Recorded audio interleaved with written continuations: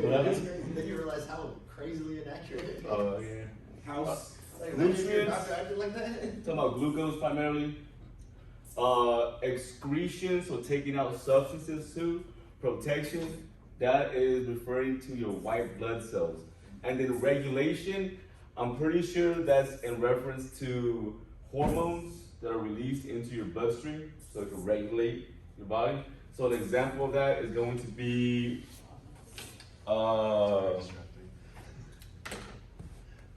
what does your pancreas do, Emmanuel? Sorry. What does your pancreas do? Pancreas. I forgot. Insulin. It releases insulin into your bloodstream. What does that insulin do in your bloodstream? Allows the glucose to go into the It cell. allows the glucose, so it regulates your glucose level. So that's one example of that, okay? That's the primary example that I give you guys.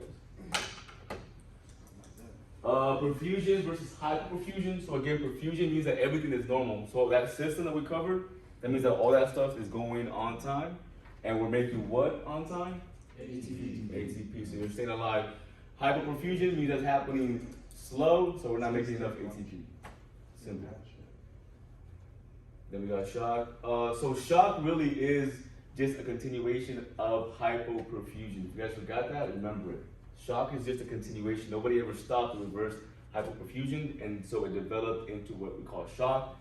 And shock is what? The continuation. Continuation of hypoperfusion. What else? What's a different way of saying shock? No ATP. No ATP, or not enough. Minimal. Exactly. So inadequate tissue perfusion. So that means that this part right here, that is what is not occurring adequately. Not enough of. So we're not making enough of this. Not enough ATP. Let's see, Miguel, where is ATP actually produced?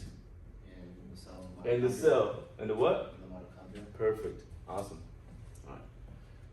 4 causes of shock. So we covered these. Volume, that's going to be your hypovolemic shock. That's bleeding out. Pump up problem, that's your cardiogenic shock. Blood vessel, who can tell me? Distributive, yes, distributive shock. And then we have obstructive shock is going to be something obstructing blood flow to and or from the heart, okay?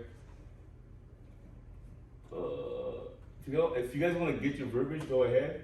But this is your, I guess, hypovolemia. Hypovolemia meaning that, okay, so actually what you guys should write here, besides all this stuff, let me see if it's all perfect. Okay, so there's hypovolemic shock, and there's hemorrhagic shock. They're both the same thing. They're pretty much essentially the same thing, but whenever you see hemorrhagic shock, it's specific to blood loss. Okay, there's different ways of going into hypovolemic shock.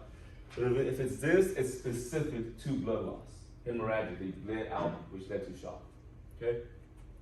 So I'll give you guys I think I'm gonna go Planet Fitness. I don't want to rush. Because if I go there, I usually like take like at least an hour and a half. So I understand that. You gotta do your warm up, you gotta do your workout, you gotta do your cool down. yeah, I do cardio before and after. That's the way to do it. That's what I do. I mean, I used to do cardio before and I stopped. Why?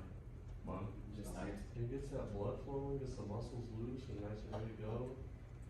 Gets your lungs, primed.